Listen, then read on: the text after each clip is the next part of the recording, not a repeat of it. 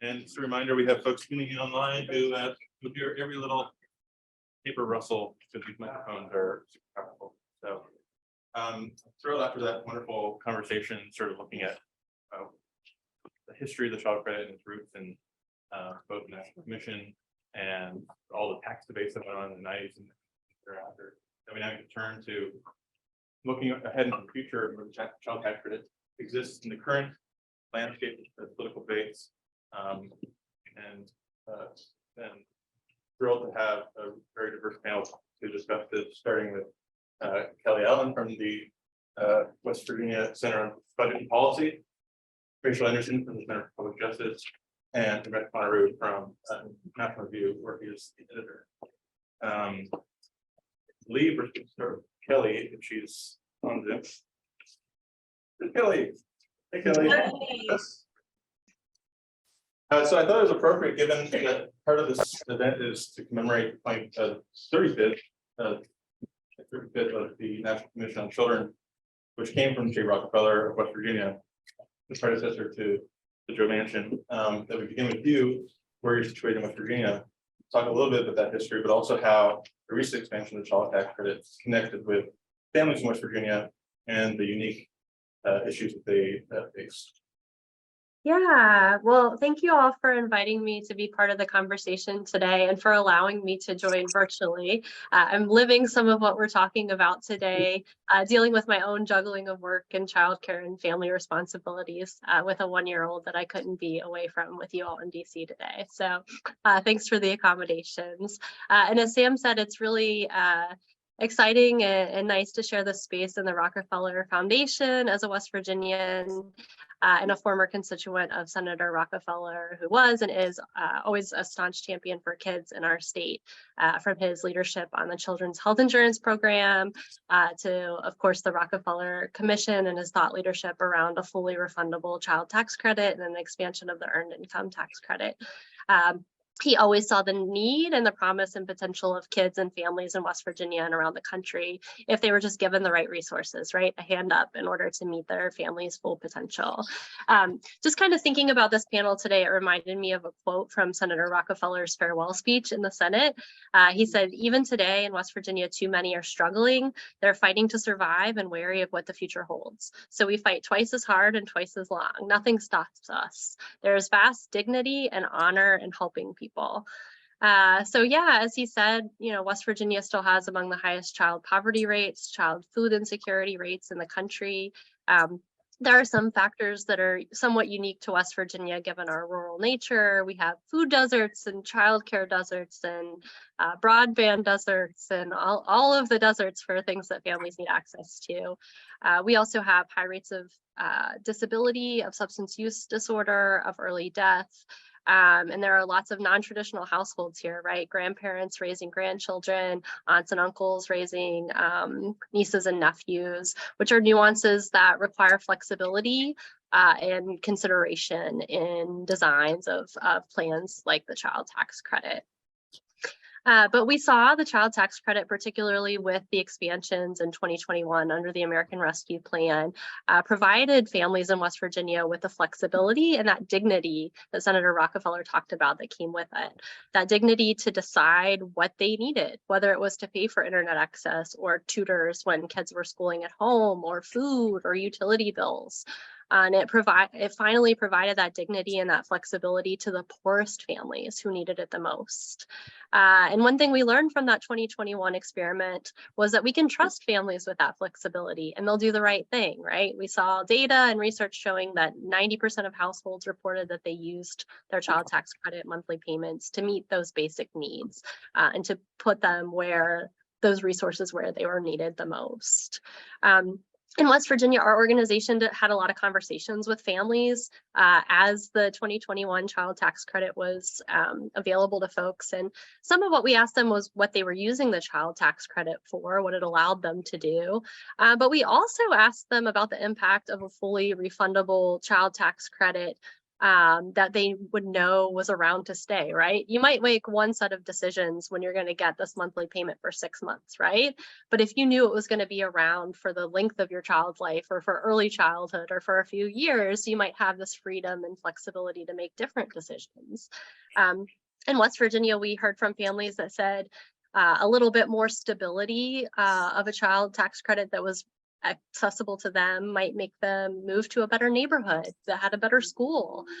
They might be able to enroll their child in childcare with the confidence that they'd be able to continue to afford the copay at daycare. They'd make choices that would benefit their families in the longer term with the dignity and stability that comes with the trust and support of a longer term commitment to kids and families in the form of a longer term commitment to a refundable child tax credit. So, we heard the panelists earlier talk about the impacts of the expansion of the CTC in 2021. In West Virginia and around the country, almost every child in our state was eligible for the expansion of the CTC. And with its reversion back to the pre-2021 structure, about 119,000 kids in West Virginia are now left out of the full benefit or receiving nothing at all. And we know, I think Bob mentioned the 19 million number statewide or nationwide. Thanks. Kelly, that's wonderful background. Turning to Rachel, as you can learn about reading Josh's book on the history of the child tax credits, the Christian Coalition and conservatives more broadly have played a big role in its past expansion. And I have a quote here from Ralph Reed, the once leader of the Christian Coalition, later founder of the Faith and Freedom Coalition. When he noted when the child credit was created in 1997, he later said, this is one of the first times social conservatives have been able to, quote, infringe on the turf of the economic wing of the Republican Party. And it seems to be a recurring feature of, especially in the center right, of these debates. You do tax corporations and you do something for families. But obviously these coalitions have changed over time. And sometimes they're animated, especially more recently, by a more substantive view of what policy should be doing, especially from a more Christian or conservative perspective. I wonder if you could fill in some of those details and speak to the animating principles that guide your work, and also while you're at it, a sentence or two just explaining the Center for Public Justice. Thank you so much, and for the invitation to be here. So to start, the Center for Public Justice is a Christian policy and civic engagement organization based here in DC. It's been around for about 45 years. It works in the Reformed tradition, but we work very much ecumenically, have a view of pluralism as being essential to the health of our civil society and our public life. So while I will be speaking from that kind of distinct perspective of the center and from some of the religious groups which we work, that's not intended to to kind of exclude or leave out the wide diversity of religious expression and religion and secular expression in the United States. So my work at CPJ has been to look at family policy and work with a range of religious groups and denominations. So I'll talk a little bit about where those groups are going and where we're going from this moment forward. But I'd like to start with some of the backgrounds that Sam said, some of the animating themes. So two big touchstones in the 20th century that I think feed into the conversation about the child tax credit are, one, the history of thinking about the family wage, and then the second about protecting family life and sort of came into play in the 90s when the tax credit was first established. But thinking first, the idea of a family wage has at least one of its roots in Catholic social teaching, became prominent in the United States in the industrial and post-industrial era, was and popularized by Catholic priest named John Ryan, who argued that families should have essentially a living wage, so that what families are earning is sufficient to cover both the workers' needs as well as children and others in the household. So obviously we've never created a family wage per se in the United States, but that idea really has animated wage communities and a lot of these conversations. And there's a couple of themes within it. One is that families' earnings should be sufficient to provide that family with dignity, with basic needs, and it recognizes that workers are responsible not just for themselves, but for others. I think it's also an acknowledgement of the work that takes place in the home, right? So it's one of those few areas where we're able to remain the work that in the home, even if that labor is on. So the second touchstone is kind of bring in again the involvement of the Christian Coalition and groups like Focus on the Family in supporting the child tax credit in the 1990s. They were animated by a sense that families are in need of protection for a variety of reasons in our society. And they framed that protection largely as, when it came down to policy, as being protected or unburdened from the excesses of taxation on families. So they talked about how families, it was the tax burden that required both parents to enter the workforce. So that frame of anti-tax frame is really prominent in conversation. But I think today there are a couple, like the conversations evolved a little bit. Religious. So I think there's still very much a desire to protect family life.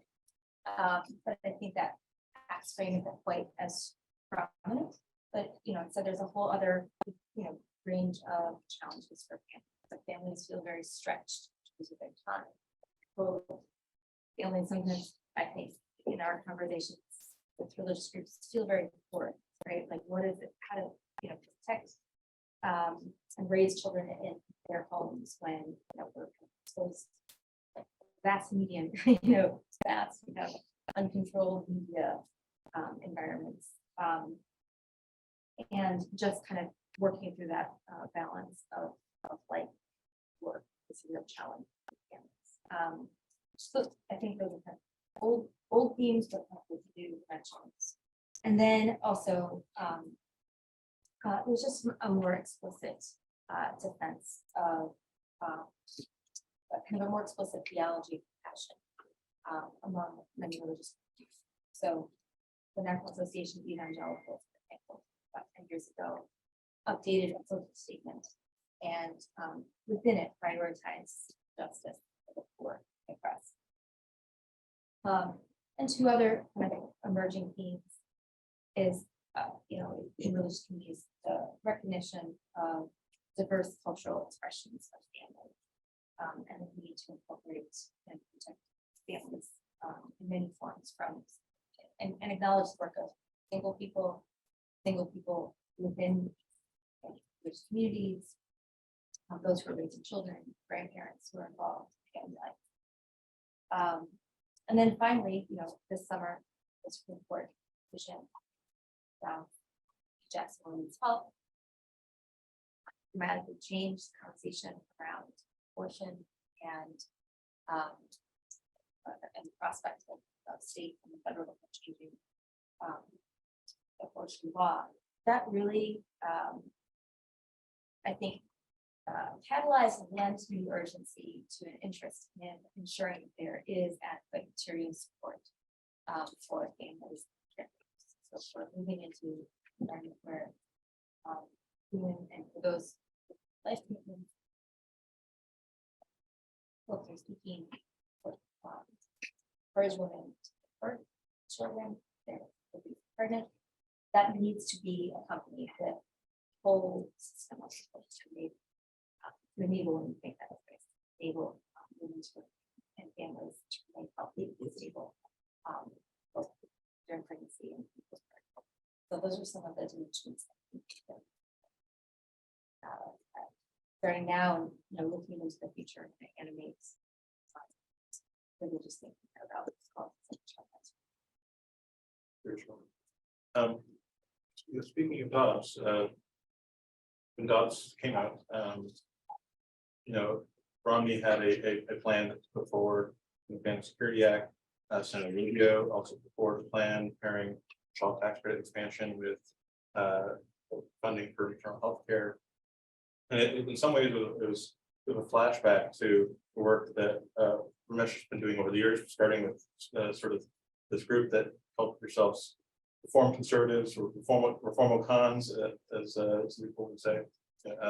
Brian Salam, crossed out that, and sort of making a pitch that the Republicans and conservatives more broadly need to be prioritizing or emphasizing working class families in particular, and to have a proactive agenda around, with the Dobbs decision, and really having influence on the midterm results. What is it mission accomplished for conservatives? Have you won the debate with all these? Or is there a lot more to be done? How do you see the landscape? Just move from triumph to triumph. That's why I've been so happy about politics the last 10 years or so.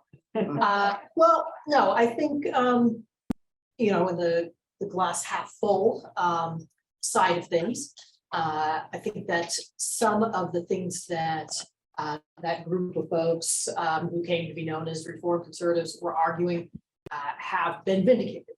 So the idea that the say circa 2014 Republican economic agenda no longer spoke to people, I think has been pretty comprehensively shown to be true.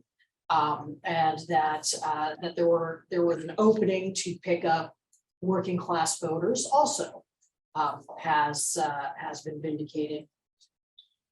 Whether that should be done through or partly through a policy agenda that is responsive to the concerns of more economically stressed voters, while respecting basic conservative principles, I'd say that has been a little bit less successful.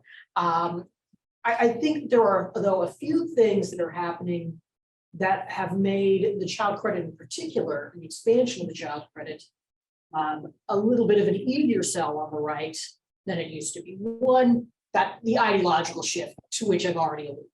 So it's just no longer the case, I think, in Republican politics that the minute somebody accuses you of having abandoned some tiny subclause of the free market catechism, that's it, game over, and you're going to lose. I think that we saw, particularly in the 2016 primaries, that the ideological enforcers of that kind of economic orthodoxy just didn't have the kind of power that both they and the people they were enforcing it on thought they did. And there's just a lot more interest on the Republican side in all kinds of policy proposals where the debate is not ended by saying, well, that's contrary to limited government. Milton Friedman would not have approved of that. Doesn't mean that all of those proposals are going to win on the right. Doesn't mean that all of them should win. But I think that you don't just finish the conversation the way you once did. Second, the demographic shift. The fact that the Republican Party has undergone a demographic shift that's accelerated in recent years means that not only do Republican politicians and conservative groups have different constituencies, they actually now kind of understand that fact. It took them a while to get there, but I think that it is happening. And then third, I do think that while the conservative response to Dobbs has been slower and more confused than I'd like, I do think that there are savvy politicians on the right who understand that there has to be an economic component to the agenda. And I think that as they see that, they will probably be reaching for things that are already available, that are on the shelf, and CTC expansion fits that bill, the kinds of things that Senator Rubio and Senator Romney, Senator Burr, Senator Lee, others have been talking about are going to meet the political needs, and also to some degree, I mean, it's a smaller degree because we're talking about politicians, But to a smaller degree, I think there are also politicians on the right who are going to say, oh, well, we actually have to do something real now, and are actually thinking through what it would be, what it would mean to be meaningfully pro-life, and that this would include not just legal restrictions on abortion, but sort of the positive side of that ledger. And I think you've seen this in this progression of votes on this issue. So in December 2017, there was a little effort on the parts of Senators Lee and Rubio to shrink the proposed cut in corporate taxes by a tiny amount in order to increase the size of the child credit. About half of the Republican senators voted for that. And it was interesting because the division among the Republicans was basically, it wasn't sort of where you stood on the ideological spectrum among Republicans. It wasn't pro-Trump, anti-Trump, or more right or less right. It was basically the younger members and the ambitious members on the one hand who were for the expansion, and the older ones and the ones who were tied to the existing leadership of the party who were on the anti-side. And then subsequently, we've seen in later votes, almost all Republicans have been willing to support an expanded child tax credit. Now, it's certainly still a debate. So even in this world of constant flux and disruption and political earthquakes, we can count on the Wall Street Journal editorial page to be against anything having to do with the child tax credit, as we saw today. And there's still that page is still enormously influential among congressional Republicans who read the Wall Street Journal editorial page is probably the #1 influence. But I get the feeling, I mean, it just seems to me, objectively speaking, looking over the last few years, that side of the argument has been losing ground, and that Republicans are more open to this kind of pro-family economic policy. Just going in reverse order, so we don't lose the thread. Could you elaborate a little bit on what are some of the red lines that you see in this policy base? From the child tax credit, paid family leave, it's another one. How do Republican lawmakers approach these issues differently? How do they, if we're going to get towards any kind of consensus, what do liberals and progressives get wrong about how Republicans think? Well, so one Romney is a perfect example of this. His 2012 tax plan was an entirely market orthodox plan of the kind that, the Journal probably, I'd have to go back and see what it had to say, but it was, broadly in line with that. And now, of course, he's talking about doing something completely different. I do think, though, that on the Republican side, in particular, the idea that there has to be some kind of tie to work and work effort, and that you can't have something that by severing that tie completely smacks too much of the universal basic income. I still think that is an important line for Republicans. So one interesting thing about this is I actually think that even without the tie to work, it does more to undercut universal basic income than it does to advance it, because once you've got a big child allowance, for example, you basically lost your best public opinion example of people who need a universal basic income. And you are you're just talking about the people who arouse the least folks. So I think that there is a kind of mistaken view of how the politics of these things relate to one another. But I do think that both Republican opinion and just public opinion in general is not ready to have a big expansion of child benefits that doesn't require some kind of. Rachel, in your remarks, you mentioned pluralism being a major role that guides specific work and your own thinking. Speak a little bit to that and how it connects to the child credit. Well, I think one feature of the child tax credit, as compared to other programs, is that it really empowers. Rachel, can you speak up? Oh, sure. Thank you. A feature of the child tax credit, as compared to some other policies, is its support of parents, parent choice, parent autonomy, to use that money as they would. So I think it's very helpful. So we hear, for example, from parents who are interested in their children being part of a faith-based childcare or preschool program. So having a sizable child tax credit means that they can make that choice. And likewise, we hear from faith leaders who are happy to promote it if it means that the religious preschool program will have children in attendance. So parent empowerment, parent choice is one way to support pluralism in it, but while still allowing us to together honor the work of family. And Kelly, over to you.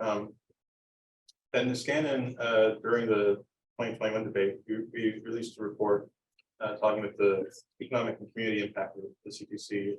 And one of our findings was this, that actually sort of somewhat against expectations, it had a sizable impact on a per capita basis in more rural states. Can you speak a little bit to that and what it meant for West Virginia and relatively rural economies that normally, all the spending, all the purchasing power is flowing to our big cities, to have money coming down from Washington, and in particular, as Elaine talked about in the last panel, these debates around how to actually ensure that the credit follows the child who may be in different kinds of living situations. Yeah, well, I actually just saw some data come through from the Center on Budget and Policy Priorities talking about that higher impact among the CTC on rural families.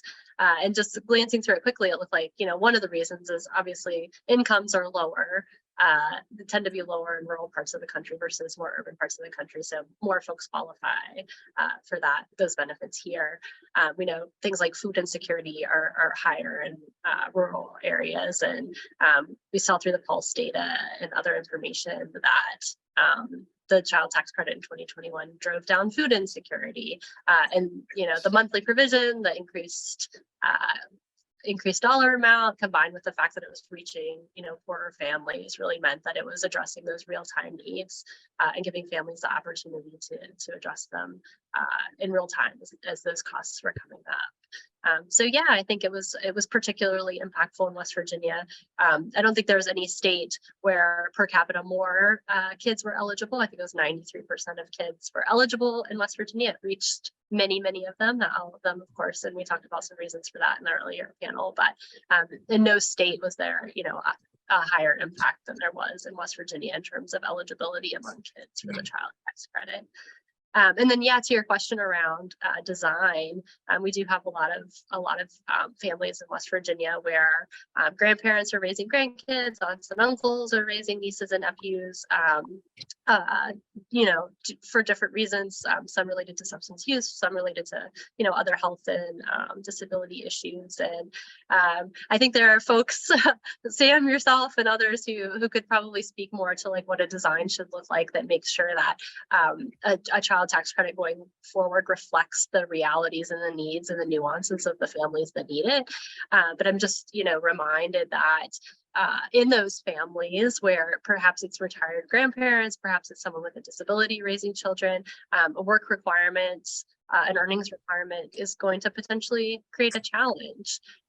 When you combine, when you look at people who are working, people who are retired, people who are disabled or elderly, you're kind of almost reaching everybody, right? Like that almost runs the gamut of people who we'd like to see, have the child tax credit reach if it was fully refundable. So there would need to be provisions, ensuring that we're not locking out grandparents or locking out folks with disabilities or elderly who are also raising children. And then, of course, maybe an elephant in the room is that raising children is work, right? Raising a child is a job in and of itself. Original point, the family wage.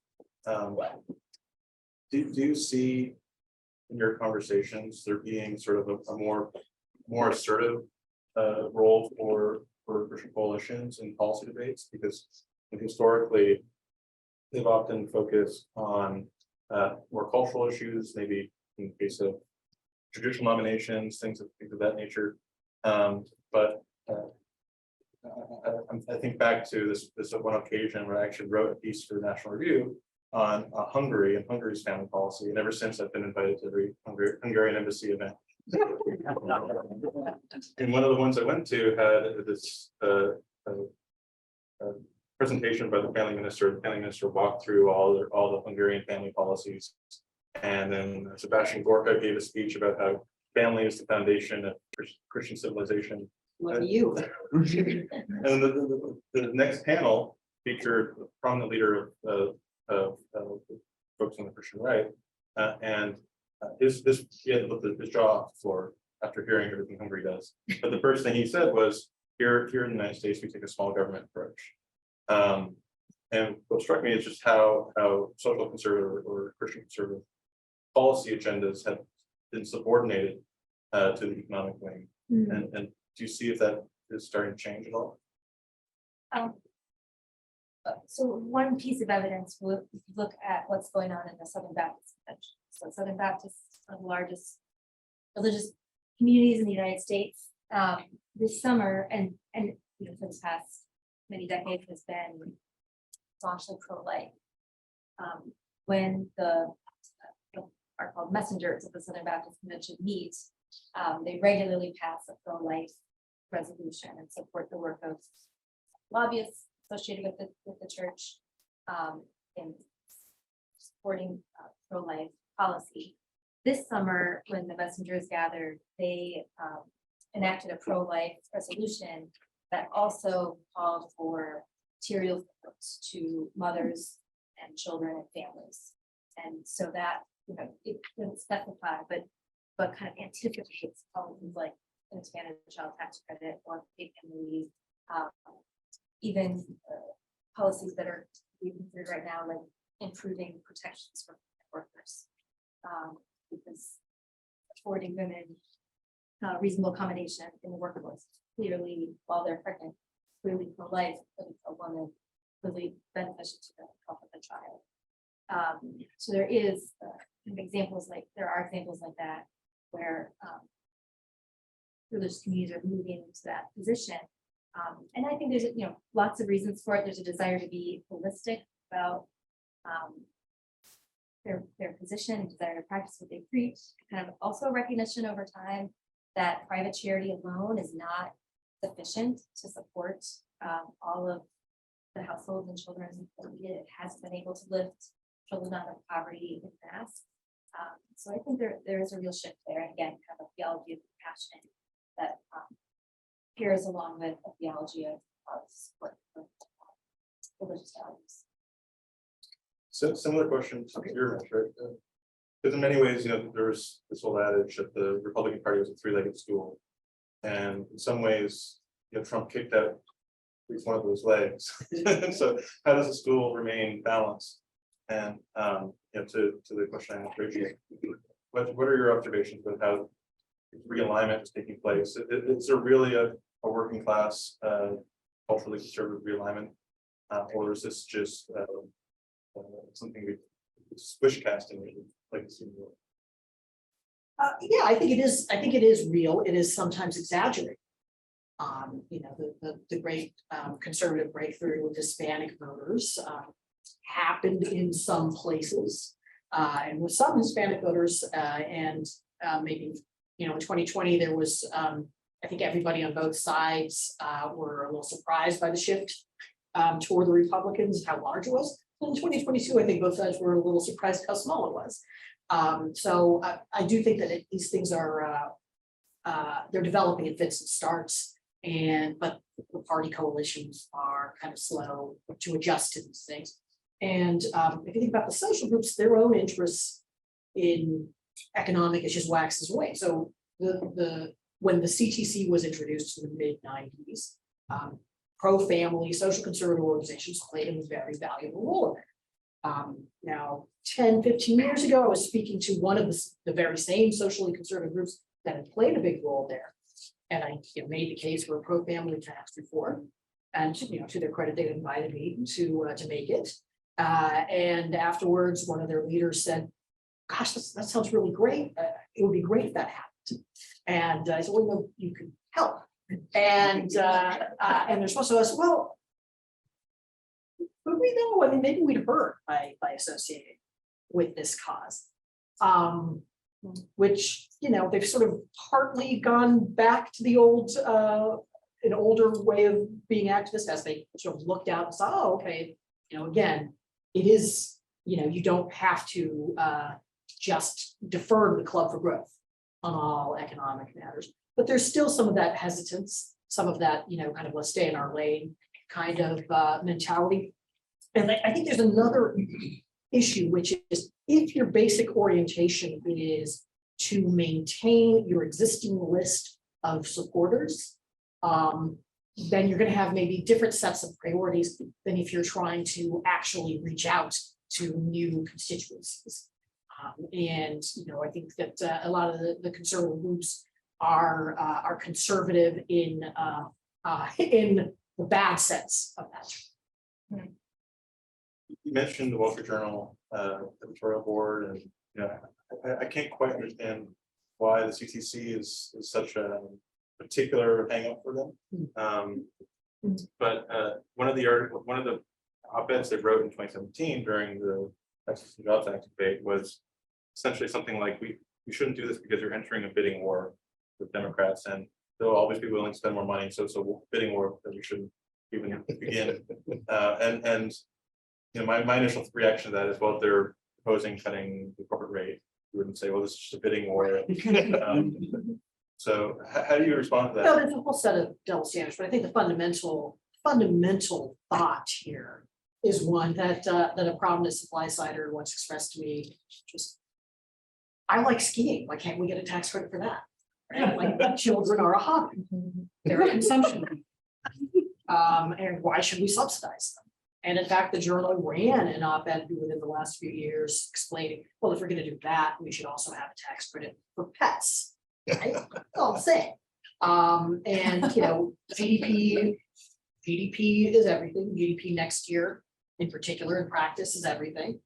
And kids get in the way of GDP. If you've ever spent much time around, just yesterday, my 4-year-old was saying, I think you've done enough work yet. But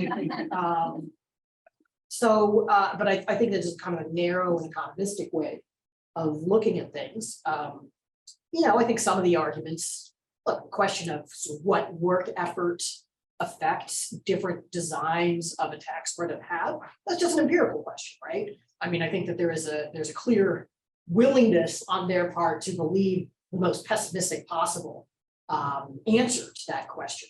That's a perfectly reasonable debate to have, but I think the more that there's a hard philosophical core of their opposition that's simply wrong and has to be argued against. Rachel, this is a softball, but why are kids different than tax policy? Oh, goodness.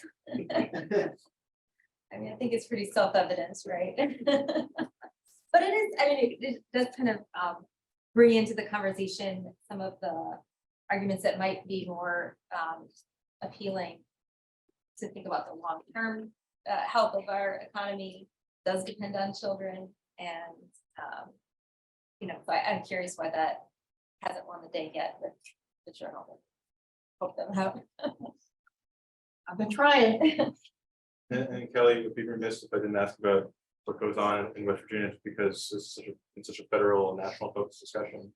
Can you speak a little bit about the kinds of other policies, maybe including state child credit, state EITCs, things that you really focus on in West Virginia?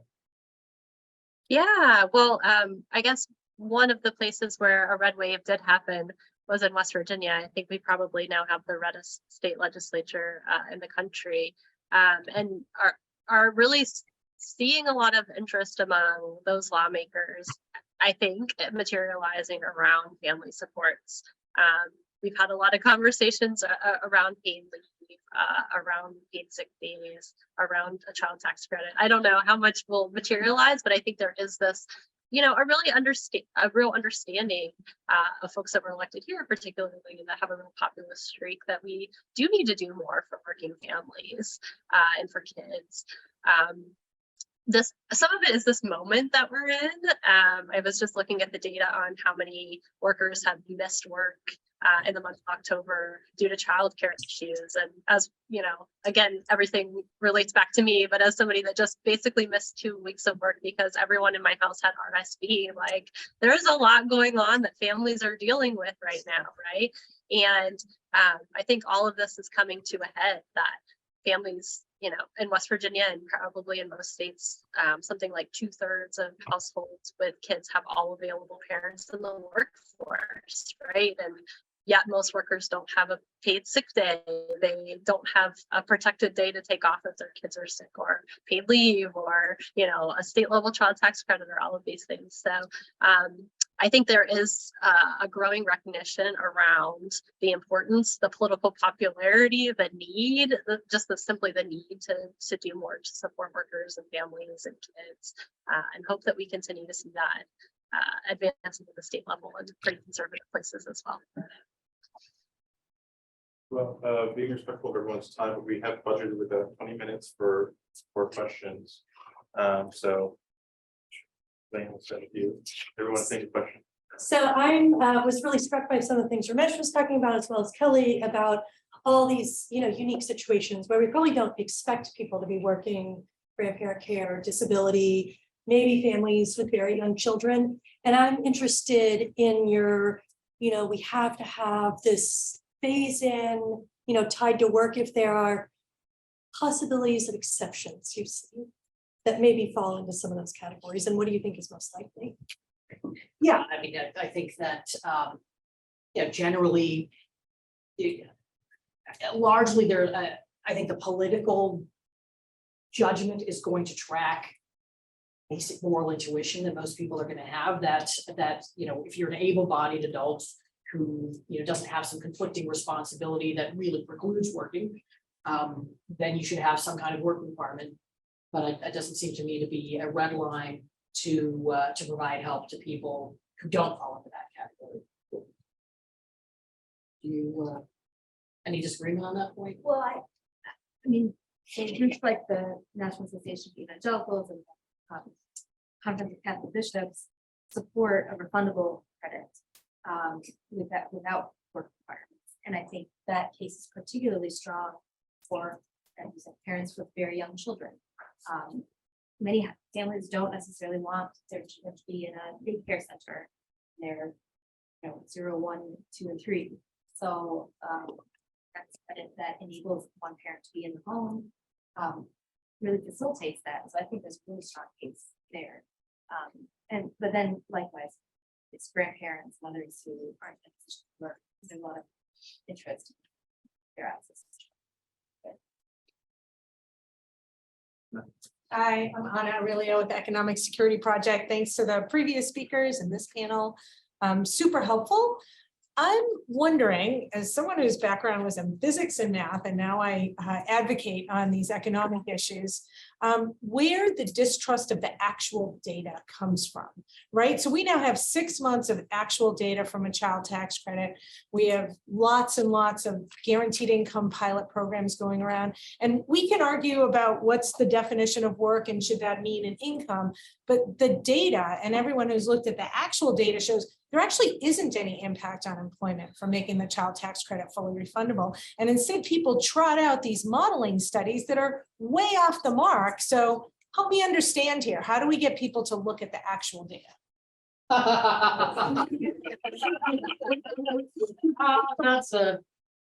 think that's a question that's been being asked think tanks for as long as there've been think tanks. Look, I mean, I think at the level of conversation you have to reach, right, is the people who are not poring over this. And I confess I'm not myself, because doing 100 other things, not a specialist in this area, who just see a study says there's a big work effort, and we don't look and say, you know, I happen to have done some follow-up questions because I'm interested in this, and say, oh, you know, this is actually a model, it's not actually based on data. That has not broken through to, you know, at the same level, and that's the problem you've got. I don't know how you combat the larger problem of innumeracy, but I mean, I'll just tell you, when you said math and physics, my inner high schooler just shriveled up a little bit. And, that was just my basic instinctive reaction, and I was actually pretty good at math, not so much. Could I also see if Kelly could respond to this question, especially at the state level? Yeah, what kind of data, just to piggyback on Anna's question, what kind of data would be most useful when you, or especially when you're talking to the Republican legislature? As someone who spends a lot of time talking to Senator Manchin about this and Republican legislators, like I share your frustration in some ways of the questioner. But I think it's a challenge to relate what it's like to be a low-income parent, struggling to meet your child care copay or struggling to put food on the table. It's hard to convey that to somebody that's never lived with that stress. It's just a real challenge. I think it's really important to combine data with the stories of folks with lived experiences, and it's really important for lawmakers and legislators to meet people who have had those experiences. It's hard to overcome the anecdotes that they have in their head or the individual stories that they've heard. And I think we can overcome those in some cases with a combination of data and folks with lived experiences kind of sharing just what impact that stress has on your life when you don't know how you're going to, get your car fixed, or you don't know how you're going to put food on the table for your next meal, or how you're going to meet your childcare copay that allows you to go to work. And some of it's just really basic, I think, walking folks through it, but it's a challenge for sure. Yeah, Madison Allen. So it seems like there's a PR problem in faith-based organizations and with people of faith around the child care tax. Why do you think that it doesn't relate well to people of faith or faith-based organizations? And what could we change about the tax credit that would relate better to these families? Well, I'll answer that. And I think the PR problem is just maybe similar to what Anna was saying, is kind of how the general public has responded to it. It didn't kind of rise up and ask for the extension, perhaps in a way that was expected or anticipated. Maybe it has, I don't know, but it wasn't in any respect, it wasn't able to overcome the barriers or feel that better. I think that some of the challenge is more about narrative than it is about people understanding the data. And I think across the board, we lean into the problem of Americans recognize that the work that they do in their own household and want to be respected for it, and are nervous that maybe others aren't doing the same, right? So whenever you think about a public program, there's this anxiety that it's being misused by other households. I do wonder if we could do much more leaning in to really respecting and highlighting the work that families are doing. Because I think across the board, certainly parents with children or any caregiver with children recognizes that they're doing the best they can, and they don't want to be penalized for making choices that are right for their household. If we kind of generalize that, I think be in a better position. I also think continue to talk about family, like often, at least in policy circles, and for good reasons, the policy is considered a child-focused policy, but that may not resonate as broadly as talking about a policy that empowers families and parents to do what's right for their kids. I mean, there's a reason that so much political rhetoric revolves around working families. Somebody's focus grouped that phrase. And it does seem to me that if you look at the polling over the last several years, I'm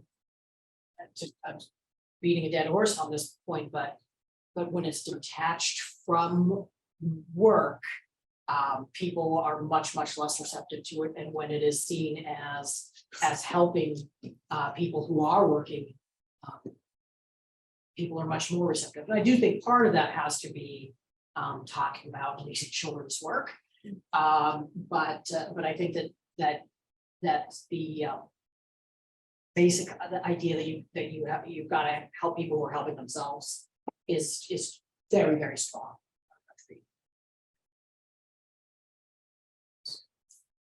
I am Meredith Dodson with results that keep me up to, I know a number of things that some of the folks in our grassroots volunteers are hearing from offices. I think that there's kind of not a thorough understanding of how many oftentimes low-income parents are working. But that doesn't mean, for instance, they get the full value of the child tax credit right now in 2022. Like there's a kind of a disconnect thinking like, oh, if families are working, they must be reached by this policy, and that's not always true. I don't know if you have any thoughts on how to make sure that people, policymakers, decision makers understand better, for instance, these 19 million children that are left out of the full value of the child tax credit, that most of them are in working families. If I could just make one little thing on that, it's not just policymakers, right? Yeah. There are low income workers who, if you ask them this question, if you have a conversation with them about it, they will start volunteering. They are worried about money going to people who aren't working as hard as they are. So it's not, it's not just a question of needing to build up sympathy and support for them. There's this is an extremely widespread sentiment. Back. Yeah, thank you. Andrew Boardman. I want to kind of build off this conversation that we've had about work incentives. There's kind of two very common views among US conservatives who are thinking about child allowances. One is, as has been discussed already, that any child benefit has got to be one that promotes work, and that a disincentive to work is kind of a red line. On the other hand, there's also a view that a child allowance, child benefit is also a potential tool to kind of promote a model of the family where maybe one parent is not working, maybe there's one parent who's spending more time at home. So I'm just curious, do you think that that's a fair characterization of those views, and do you view them, as kind of competing goals, or just kind of how are you thinking about those two visions of the policy? Thank you. Well, that comes up a lot. That tension comes up a lot. My own view is that we should leave, the governmental role should be an enabling one, and the choice of how you combine work and family in your household should be, within very broad bounds set by the individual household. I think that in some ways the culture and policy have shortchanged families with stay-at-home parents. I don't think that promoting a stay-at-home parent model makes substantive or political sense. It doesn't make political sense, I think, sort of for obvious reasons. I think it makes more sense to cast a wider net. I don't think it makes substantive sense either, because people choose to do these things or not for all kinds of reasons that are and basically, public policy should not be trying to override those decisions, but actually should be kind of receding into the background. Just piggybacking on that, I just trying to clarify the conservative critique here, because I think we've kind of had a few different elements of it, and I think Ramesh on the last one really got at it. So we heard that kids are like ski trips or like pets. I don't think any politician will ever say that. I mean, that's probably some academic wrote that, and who cares? There's the work disincentive, which is like the Milton Friedman critique that the marginal tax rates, will disincentivize work. I don't think that's it either. I mean, both of those critiques can be addressed by universal basic income, which is not popular, I think, on the right, fair to say. I don't think it's economic. I think it's what you hit on, which is this feeling that it's unfair for people who are not working to get a handout. Period. I don't think it has anything to do with work disincentives or kids are like anything else. I think that's it. And you had a great line, which is like, hey, raising kids is work. And once people understand that, then maybe that changes the equation. So I'm just looking for agreement or disagreement. The conservative critique you can find in a textbook. I just don't think that's the politically conservative critique. I think the real critique politically from the right, primarily, is this notion that if you don't work, you shouldn't get a handout. Yeah, well, I mean, I think different groups, including different groups on the right, have different concerns. Yeah. I do think that in practice, the argument about disincentives is kind of hard to disentangle from the argument about fairness. I think that, you know, that the same basic thought or impulse could be articulated by somebody in a think tank in terms of disincentives and somebody in a focus group in terms of fairness. But there's the same sort of cluster of thoughts there. Yeah, I would just add one small point, and I very quickly read the Wall Street Journal editorial, but Yeah. if I had to summarize their main point, it was 48% of Americans don't pay income tax. Right. That was it, and that's like, and that wasn't so much as, they probably mentioned work disincentives, I don't think they mentioned. Right, and the funny speed thing is, in the end, right, what they really want to do is raise taxes on half the country. Yes. Right, that's which it. is, you know, maybe at odds with the spirit of Reaganism that they claim to be defending.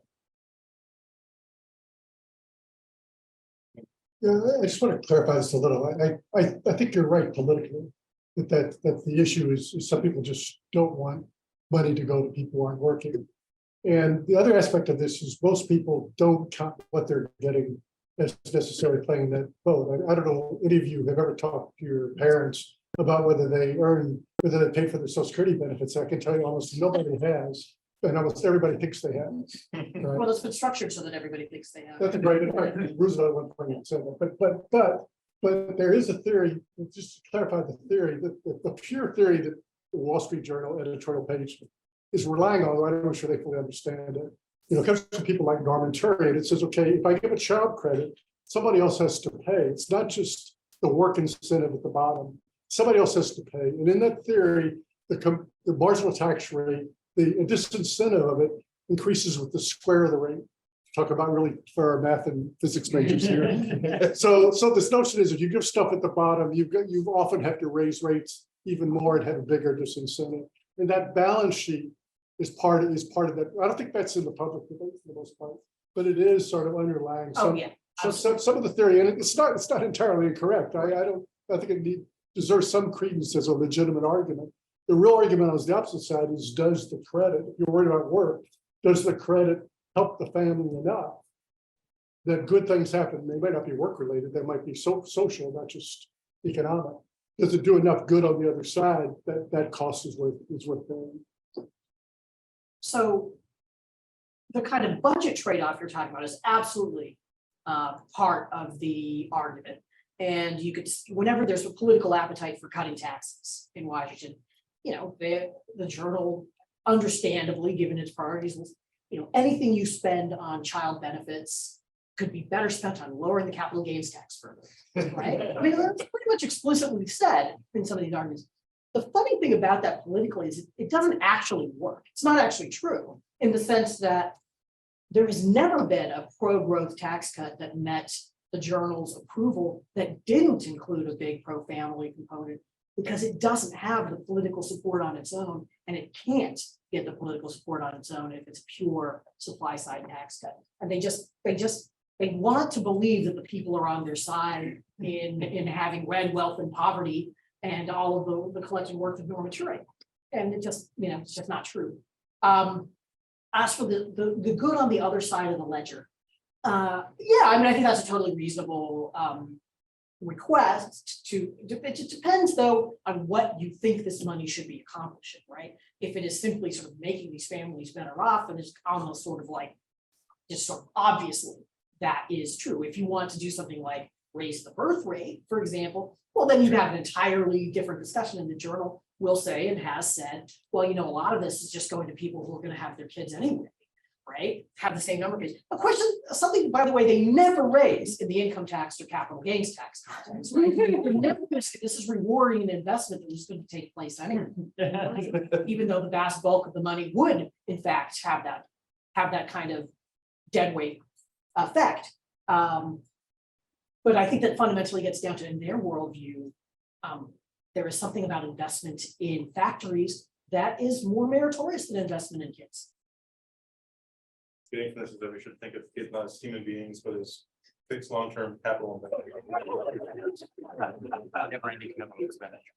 Yeah, a two-part question. You can answer whichever one you want, but I think on the same vein, another argument is about that tax credits will be inflationary and we can't afford to actually put out more money to families because it'll just expand inflation, although I don't hear anybody arguing that about the R&D tax credit or any of the other things they're partnering. But I'm just curious kind of what your macroeconomic kind of thinking is around the inflationary effects. And then on the politics, where is the business community? Where are those retailers who are like needing, Walmart's needing people to walk in and spend that money? We know that this money largely goes to consumption, not savings, at least from the data. So where's the business community in this debate? What have you heard? What have you not heard that's maybe even more interesting that they're not talking about? Maybe Kelly, do you want to take that first? I got nothing on that.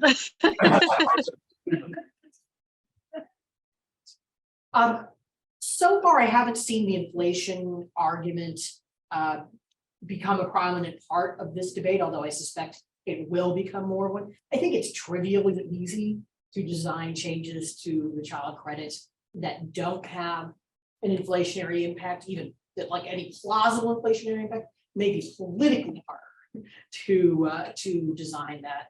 But I also think, I tend to believe, having partly learned this from people like Milton Friedman, that this is largely a monetary phenomenon anyway. And when I think of the link between inflation and the child credit, what really comes to mind is that the child credit is shrinking and has been shrinking pretty rapidly in its real value over the last couple of years. And I think that families need to be protected from the tax increase that is underway. We are at the top of the hour, so we are going to adjourn and move to reception. And in case anyone's wondering, the USA is leading Iran. So please join me in giving a round of applause.